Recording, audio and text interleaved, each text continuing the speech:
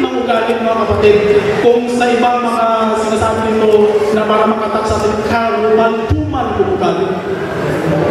Now, punta po tayo dito sa may 1 Samuel. Okay?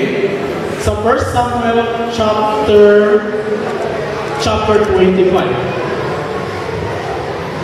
1 Samuel chapter 25. Nandito po yung kwento. Babasahin ko dito sa chapter 25 verse 2. Then David moved down to the wilderness of Maon. There was a wealthy man from Maon who owned property near the village of Carmel. He had 3,000 sheep and 1,000 goats, and it was sheep sharing at the time. This man's name was Nabal, and his wife Abigail was a sensible and beautiful woman.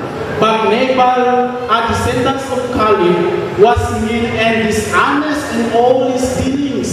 So si Nabal dito, kung babasahin po natin sa ibang translation, lalo-lalo na sa Tagalog, napakasama po ng kanyang ugali. At sa panahon na yun, nakita natin na yung panahon na yun, kadalasan po doon sa tinatawag natin sa Middle East, sa panahon ni Nabal, ni David, nagbibigayan po sila ng kanilang mga karnero, nagbibigayan po sila ng kanilang mga kambing. Ngayon, sabi ni David sa kanyang mga tauhan na 10, sabi niya, magpunta kayo doon.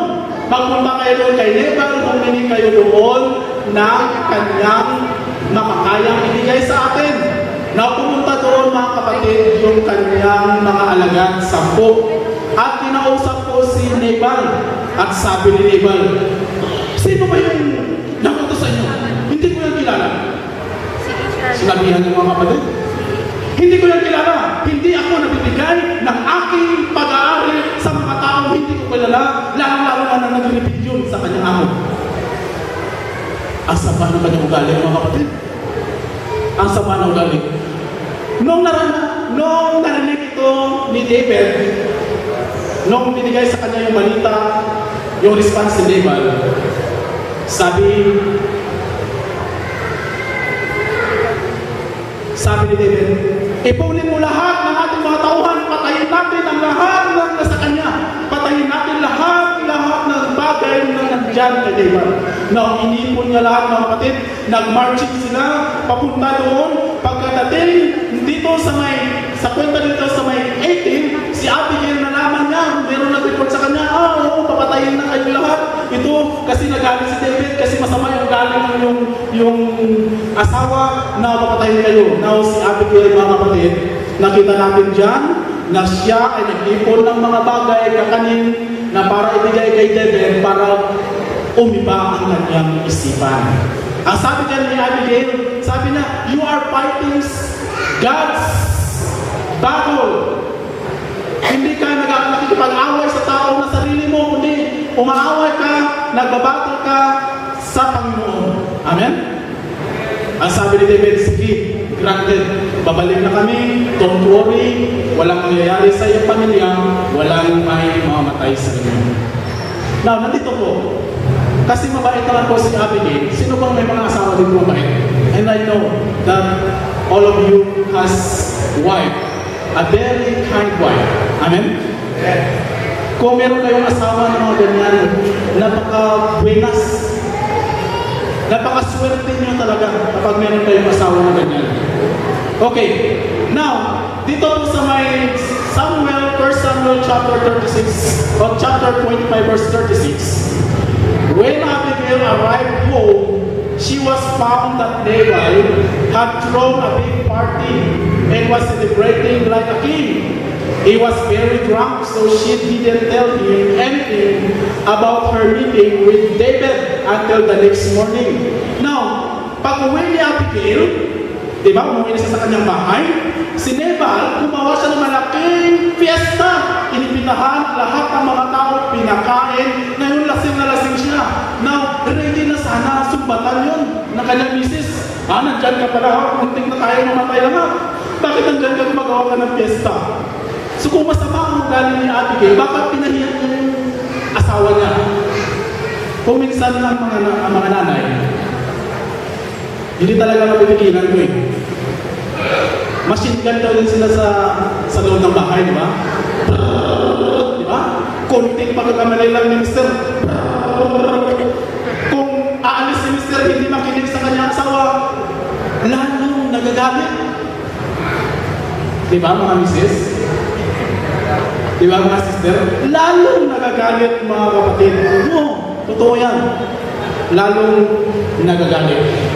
Now, pagdating dito sa kabilang sa pag-umagahan ng mga kapatid, sinabi nito, the next morning, when he was supper, she told him what had happened. As a result, he had a stroke. Pagkaumagahan, nagising si Nabal, pagising niya, maganda yung gising niya, pinuntahan siya ng kanyang asawa. Pagpunta ng kanyang asawa, sinabi ang lahat na nangyari. And then, he got a stroke. Na-stroke siya dito sa mind. Oh, na-paralyze siya. Hindi na siya makagalaw hanggang humiga na lang siya sa buong 10 araw. Paghiga niya mga kapatid, ano nangyari?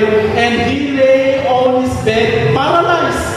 About 10 days later, the Lord struck him and he died. Namatay siya. Kaya sabi ko kanina, mga nanay, mga tatay, kung meron kayong mga asawa na mga masama ang galing, wala na tayong magagawa dyan. Ipanalangin natin dyan. Ipanalangin natin sa Panginoon. Bahala ang Panginoon na disiplina sa kanila. Amen? Ang mahirap doon, kung madisiplina ka, maparalyze lang. Ang mahirap doon, kung disiplinahin ka, mamatay ka. Sino bang gusto disiplinahin, mamatay ka agad? Meron nga doon disiplina ng Panginoon. Sabi niya, Pastor, kasi Pastor ang tawag nila sa akin sa island. Kaya Pastor, kung hindi ako nahulog sa niyo, hindi ako artista ngayon. Oh, sana pinupugbog ko pa si misis ko. Nahulog sa niyong mga kapatid, hindi na makalakad, 3 buwan, hindi siya makalakad gano'n, no? Ngayon lumalakad siya gano'n lumalakad. Oh, sabi na kung hindi ako dinisiplina ng Panginoon, hindi nag-iba yung ugali ko, hindi naging Kristiyano yung pangugali ko. Hintayin pa ba natin mga tatay na disiplinahan tayo ng Panginoon? Hintayin pa ba natin na maputukan tayo ng Panginoon? Di ba? Like sa nangyari kay Paul. Di ba si Paul? Bago siya nagbago, nagbago yung kanyang isip, pinutukan mo na siya. Most of the scholars speak, before the thunder or before the lightning, there was a thunder. Woo! Woo! Pagputok, sabi niya, who are you, Lord? I am Jesus na pinipersecute mo. Okay? Now, ito po yung experience ko para ma-appreciate natin. Na-experience ko ako na namalito po ako ng grade 2 sa Mandaluyong po ako nag-aaral sa Rason. Ang sabi ni Mama sa akin, Ivan, huwag kang magpaputok ng kahit anong paputok. Kahit anong firecrackers, huwag kang magpaputok. Eh alam niyo naman ng bata, matigas yung ulo. Kung minsan hambog din, di ba? Hambog din, matas asin. Now, yung paputok doon sa Iloilo, marami. Merong malaking triangle, merong junior, merong senior, merong lulo. Gusto ka lulo? Yun. Lulo, senior, and junior. Yung hinawakan ko yung senior. Sabi ko, wala naman dito si Mama. Magpaputok na lang ako. Oo, magpaputok na lang ako dito kasi maraming triangles ba. And then, sinindihan ko yung isa. Sabi ko sa kapatid ko, dyan nakatayo, dito yung mga kaibigan ko, tingnan nyo, paikot-ikotin ko. Eh, paikot-ikotin ko yung paputok. Sinindihan, pinaikot-ikot. Hindi natapon, boom! Pumutok sa kamay ko, mga kapatid. Sabi ko, sana yung kamay ko, tingnan ko, sana yung kamay ko, baka nandito pa pala. Hindi ako makita kahit natapon. Sige, sana ba hindi na ako makita? No, mga kapatid, doon ko na-realize, pagka-December na yung New Year na talaga, maraming paputok. Sabi ni Mama, ay ba ito, paputok ka? Sabi ko, hindi na ayaw ko na, baka paputokan ako. Oo. Mga tatay, kung meron tayong masamang ugali, Huwag na natin hintayin na maputukan tayo ng Panginoon. Amen? Baka maputukan ka ng Panginoon dahil sa disiplina niya, hindi ka na makagalaw, hindi ka na makagala, hindi ka na makapagsalita. Okay? Mga tatay. Now, kung ang mga masamang tatay o yung merong mga masamang ugali, dinidisiplina ng Panginoon o pinuputukan ng Panginoon, yung mga nanay din naman, dinidisiplina din naman ng Panginoon at pinaputukan din ng Panginoon. O, akala niyo mga nanay, safe na kayo ha? Ito, kayo naman. Kayo naman dito. Dito tayo sa mga nanay. Dito sa may Genesis chapter 19, merong isang kwento dito mga kapatid na nagsasabi dito at in-example din ito ni Panginoong Isus doon sa Luke chapter 32 o chapter 17 what I mean, verse 32. Ang sabi ni Panginoong Isus, remember Lot's wife. Diba? Alalahanin natin yung asawa nila. Bakit? Ano bang klase pag-alala yun? Alalahanin ba natin dahil mabuti siya o masama siya? Ating pag-aralan dito mga kapatid. Yung sitting so dyan na sinasabi ni Panginoong Isus, yan po ay sa kasamaan nila o ng kanyang asawa, what I mean. Now, ating po pag-aralan na ito para ma-appreciate po natin, pero pumanaglan tayo. Dito po sa verse 9 o chapter 19 ng Genesis, sa chapter 19 verse 1. That evening, the two angels came to the entrance of the city of Sodom, and Lot was sitting there as they arrived. When he saw them, he stood up to meet them. Then he welcomed them and bowed low to the ground. My lords, he said, come to my home to wash your feet and be my guests for the night. You may then get up in the morning as early as you like and be on your way again. Oh no, they said, well, just spend the night out here in the city square. But Lot insisted. So at last they went home with him. He set a great feast before them, complete with fresh bread made without yeast. After the meal, as they were preparing to retire for the night, all the men of Sodom, young and old, came from all over the city and surrounded the house. They shouted to Lot, where are the men who came to spend the night with you? Bring them out so we can have sex with them. Nabasa niyo po dyan? Now, yung pumunta doon, may bisita doon sa may city of Sodom, nakita ni Lot. Sabi niya, punta kayo sa bahay. Doon kayo matulog. Pagpalipas ng gabi at kaumagahan, pwede kayo magbalik sa inyong travel. Now, granted naman ng dalawang angel na ito at pumunta kay Lot na bahay. Ngayon, dito po kung gaano kasama yung Sodom and Gomorrah, di ba? At sinabi dito, nung pagkatapos nila kumain, na ready na sila matulog, yung lahat ng mga lalaki sa buong syudad ay pumunta sa bahay nila at kanila pong tinipunan o inikutan from young to old. And then they are shouted, Lot, come out, labas ka dyan sa imbahan. Alam mo sila, mga matanda na yun eh. Kung ganun-ganun na yun, labas ka ng bahay. Sino bang pinakamatanda dito? Okay, yun si tatay, sa tulog. Matanda. Ang sabi dito, ano ang gusto nila sa bisita ni Lot? Ang sabi dito mga kapatid, we can have sex with them. All men, lalaki yung bisita, mga lalaki din ang tumatawag sa labas. Uy, sabi nila, meron ako ditong dalawang anak na babae. They were virgins. Ang bahala kayo, anong gawin mo? Huwag mo lang makialaman yung dalawang bisita. Ang sabi na, ayaw namin yan. Ilabas niyo yung dalawang lalaki dyan. Mga kapatid, napakapangit tingnan. Nakita na kayo ng isang lalaki na 80 ang edad, 90 ang edad. Bakla. Karumal-dumal tingnan. Oh. Paano mo na-experience ninyo na nandun kayo sa loob ng bahay, matanda na kayo, and then every man throughout the city gathered together, maybe they are 1,000, 10,000 gathered together and then shouted,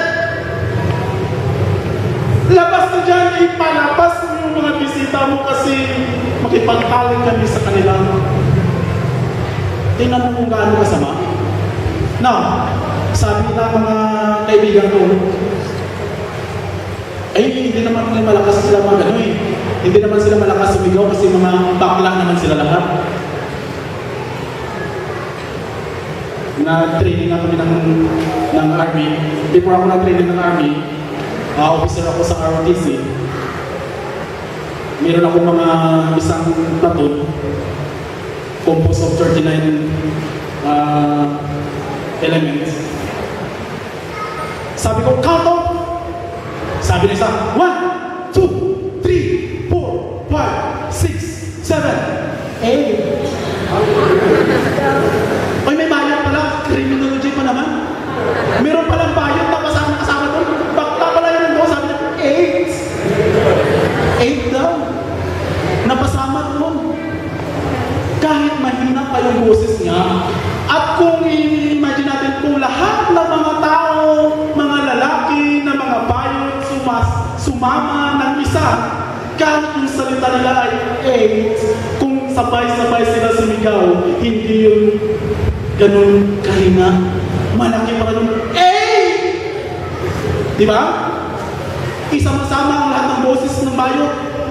Malaki yun, malakas yun, diba? Lahat! Labas na dyan! Mga kapatid, ganun. And then sabi ng angel, na pumasok ka dito kasi sisirain namin ang syudad na ito, uhulugan namin ng apoy ito, susunugin ito, hindi lamang sa apoy, kundi meron pangasok rin. Now, takbo kayo, takbo! Si Harry, hurry up!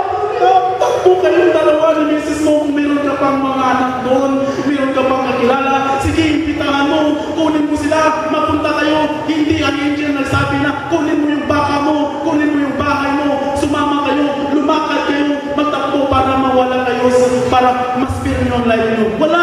Yung pamilya lahat, ang sabi ng pamilya, ay, nag-joke na sila, tatay, nag-joke na daw. Na mga kapatid, tumakbo sila, hurry up! Takbo kayo, huwag kayong lilingon, kasi kung lilingon kayo, magiging asin kayo. Sabi yun ng angel. No. Now, nakita natin dito mga kapatid, yung asawa nila nasunog. Hindi lamang nasunog, tumayo pa siya, alilisin. Diba? Paghaligi ng asin, inunanan pa siya ng apoy. Napakasama yung mga kapatid. Now, dito ang asawa nila, yung babae na ito, ay in-example ni Panginoong Isus na masama na babae. Bakit? Kasi napasama siya doon sa Sodom and Gomorrah. She's longing something from her nation. Now, mga kapatid, sabi dito, huwag kayong lilingon. Pero ang sabi ng asawa, yung asawa niya, lumingon. Kung minsan, yung mga tatay, ang sabi ng tatay, love, sweetheart, it is already 8:30. Please go with me. Go to church. And we spend our Sabbath day there. Ano ba ang alibay ng mga nanay? Ha? Masakit ang tiyan ko. Diba? Masakit ang tiyan ko. Ay, meron pa akong tatapusin. Ay, masakit ang ulo ko. Maraming alibay. Ay, manood pa ako ng ganito. Mrs. Sweetheart,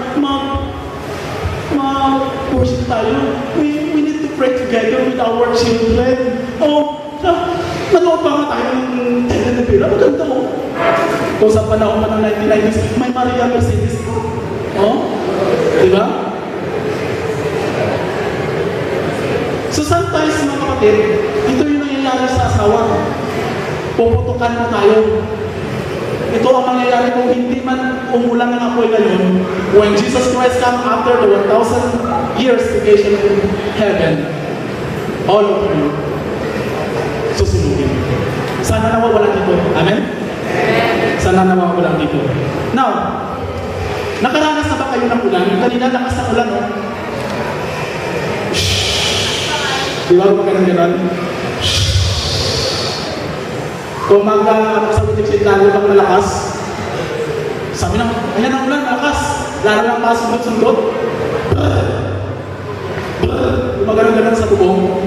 Now, naalala ko mga kapatid na nandun sa amin, nasunog yung isang bahay. 3 stories. Hindi namin nalaman na mayroon palang plastic doon na nasunog sa taas, malapit sa bubong. Habang nasusunog, nahuhulog yung parang fluid niya, natutunaw kasi. Una-una maliit pa lang, nandun kami, titignan namin kasi wala pang bumbero. Ang una-una, ang tunog,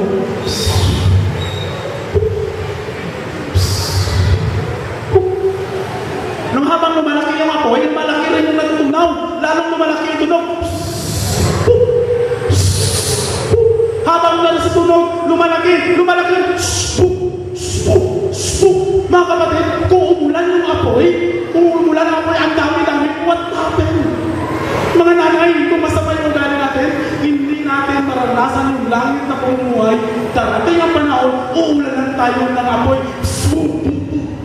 Gusto niyo ba natin yan? O gusto ba natin yan? Darating ang panahon yan. And I hope that today, makarealize tayo. Hindi po ito mensahe para sa akin lang, hindi para din sa mga dalaga at para din sa ating mga binata dyan na ready to marry. Amen? So kung yung nanay, yung tatay, yung anak masama ang ugali, ano mangyayari? Kung ang mamahay na walang Panginoon ay magulo at walang patutunguhang langit. Okay, bago po tayo magpunta sa last natin na point, meron pa akong kwento sa inyo. Ang kwento na ito narinig ko lang naman sa isa kong kaibigan. Pero meron na tayo matutuhan ito. Isa po itong unggoy. Okay? Kukunin na natin ito ang point na punto.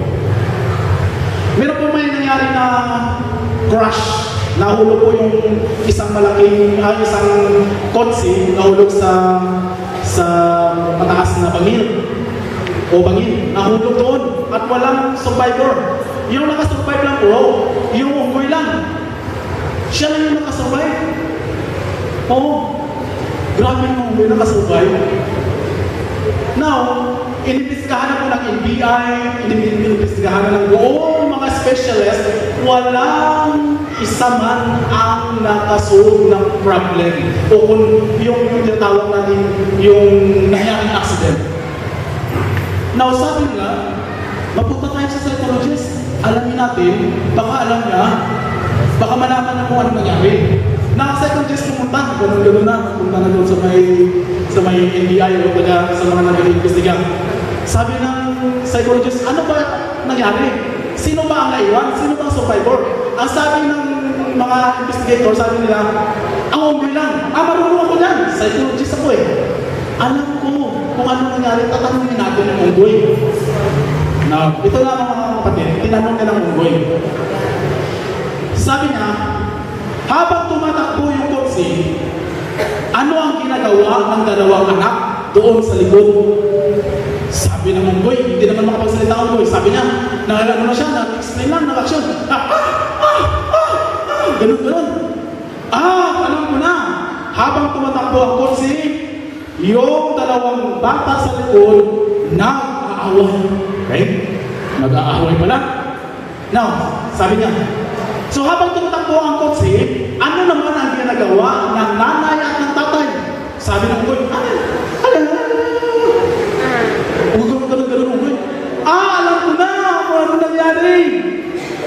Nag-aaway sila kung saan ba nagtitibati silang dalawa. Hindi sila magkakasundo. Wala silang kung ano tinatawag dito sa Tagalog, hindi ko ma-explain yung parang na papalitan sila ng lessons. Di ba? Ganun pala nangyari. Kaya nabangga. Now, tinanong niya yung unggoy. Habang nag-aaway ang bata sa likod, at yung nanay at yung tatay ay nagtatalunan dito sa unahan,